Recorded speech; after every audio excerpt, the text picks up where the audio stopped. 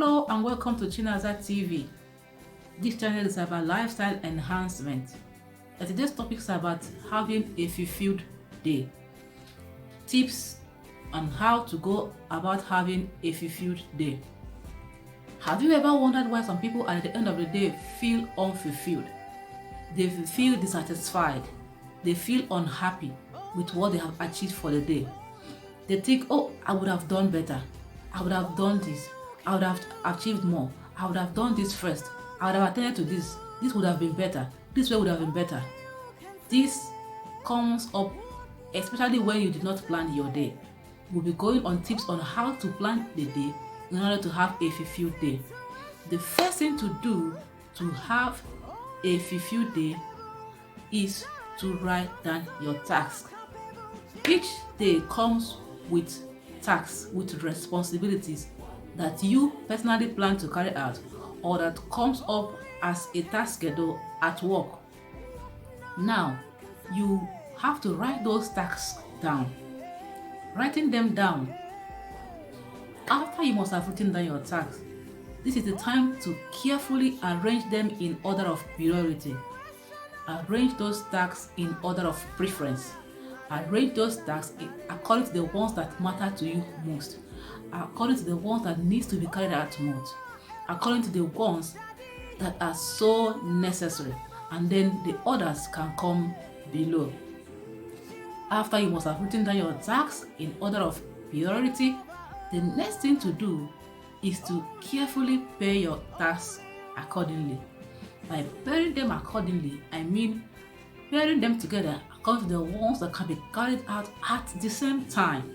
Some tasks can be carried out simultaneously at the same time, while others cannot. Some can also be carried out at the same environment. Now, for example, you are at home on the weekend, you have several lists of things to achieve. They may include cleaning, cooking, going to the supermarket, and so on and so forth. Now, since cleaning and cooking are in the same environment, which is your home, they can be carried out at the same time.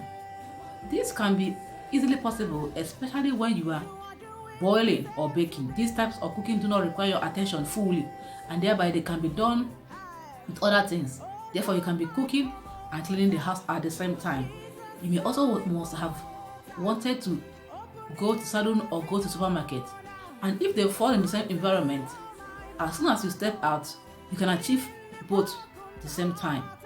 It will be a waste of time to go to supermarket, come back, and then step out again to go to the salon. By so doing, you are not making maximum use of your time.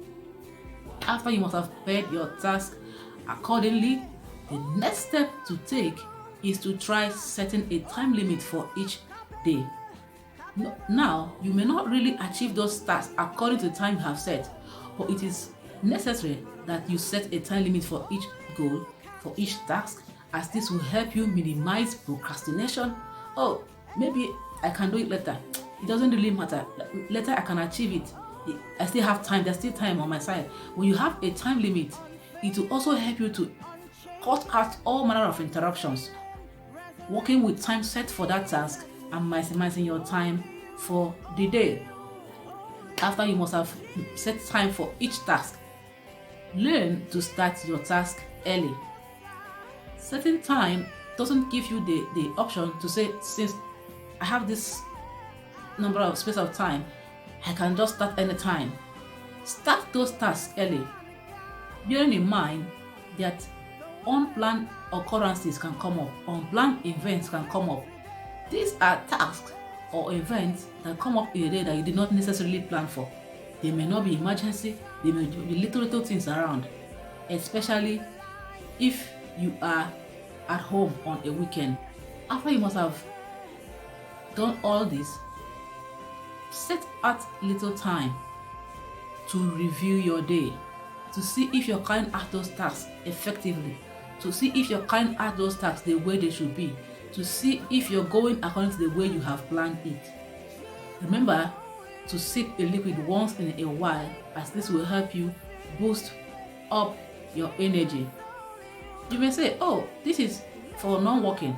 These tips can go for working and not working. For example, if you are working and you happen to apply these tips, you will notice that you have it make you more efficient, giving you the opportunity to plan well. So these tips are helpful for working and non-working. Let's discuss more on the comment section. Let me know what you think. Are these tips helpful? Are they really applicable? Are they effective? Have you worked on your time management? How did you do it?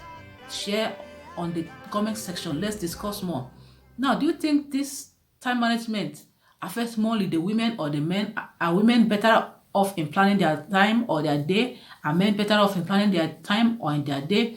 Remember, if you think you are making good use of your time, you can do better.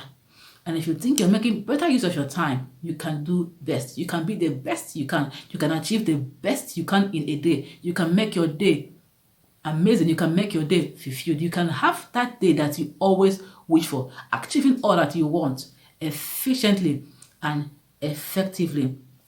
Support me here on YouTube and grow a family with me. Subscribe to my channel. Click the notification bell to know each time I post a new video. I'll be posting videos on teachings on how to become a better you, how to enhance your personality. Share this video with someone who may be in need of tips to manage the time and have an effective and efficient day.